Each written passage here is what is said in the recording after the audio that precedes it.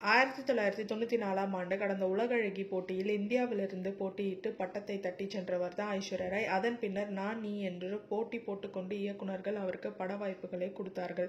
பின்னர் கிட்டத்தட்ட 10 வருடங்களுக்கு மேலாக இந்தியா சினிமாவை ஆட்சி செய்ததோடு கோடிக்கணக்கான சொத்துக்களையும் அதிபதியானார்.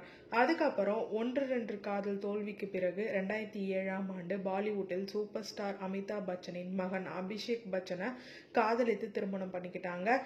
இந்த தம்பதிகளுக்கு 2011ஆம் ஆண்டு ஆராத்யா என்ற ஒரு பெண் குழந்தையும் பிறந்தது.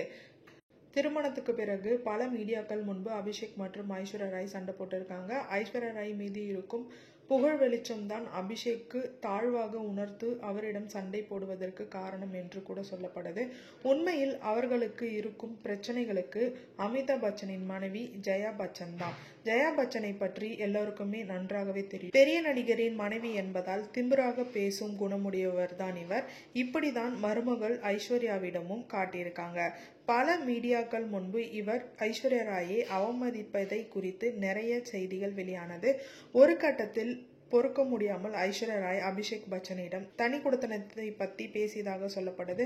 ஆனால் அப்பா அம்மா மீது இருக்கும் அதீத பாசத்தால் அபிஷேக் பச்சன் காதல் மனைவியின் பேச்சை காது கொடுத்து கேட்க கூட இல்லை.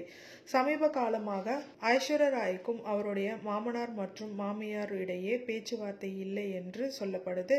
ஒரே வீட்டில் இருந்தும் அவரிடம் இருந்து தன்னை தனிமைப்படுத்தி கொண்டதாகவும் சொல்லப்படுதுங்க. பிடிக்காத வாழ்க்கை என்றாலும் மகள் ஆராத்யா பச்சன் எதிர்காலத்தை கருத்தில் கொண்டு அபிஷேக் பச்சனும் ஐஸ்வர்யா ராயும் இணைந்து வாழ முடிவெடுத்திருக்காங்கன்னு சொல்லப்படுதுங்க.